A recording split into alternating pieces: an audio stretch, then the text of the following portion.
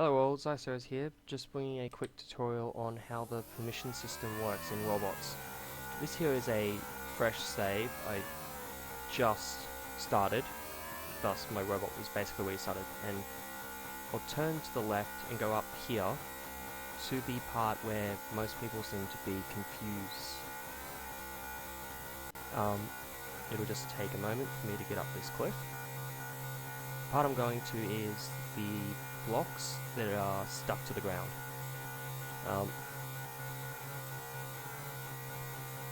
Okay, so the reason these blocks are, like, why you can't do anything with these blocks is twofold.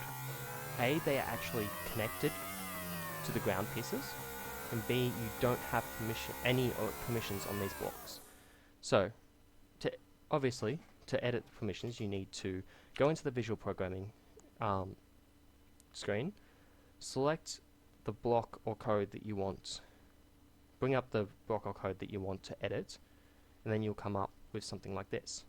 Now, to edit permissions, you're going to need to control click on the hex that you want to edit. If you edit these hexes, the blue, pinks, and greens, you'll get permissions on those hexes. If you edit the yellow hex, you get permission on that hex and on the block in the physical world. Now, there are 4 types of permissions, 8 if you include the 4 types of permissions and 8 options to deal with permissions, which you bring up by control clicking on a particular hex. So, obviously, we can see them now. There's connect, disconnect, edit, and drag. The plus means give you the permission, the minus means take it away from you. So obviously at the moment I don't have any permissions on this block, so I'll start by giving myself connect. This allows me to connect this hex or the block that it's connected to, the block that it's representing, to another block or hex. This particular hex can't actually be connected to anything, but it's important if I was to, say, give myself disconnect on this one, which is the same except it allows you to disconnect them. So I can click this and disconnect it using control backspace, and now it's no longer connected to the multiplexer, and I'm allowed to do this because I gave myself disconnect. I'll just quickly give myself disconnect on the block itself. Now the next one is edit, which allows both the spawning of elements off of a hex and the editing of the values of the hex itself. So if I give myself edit on the block, it allows me to spawn the various different values, various different elements that can come off that block.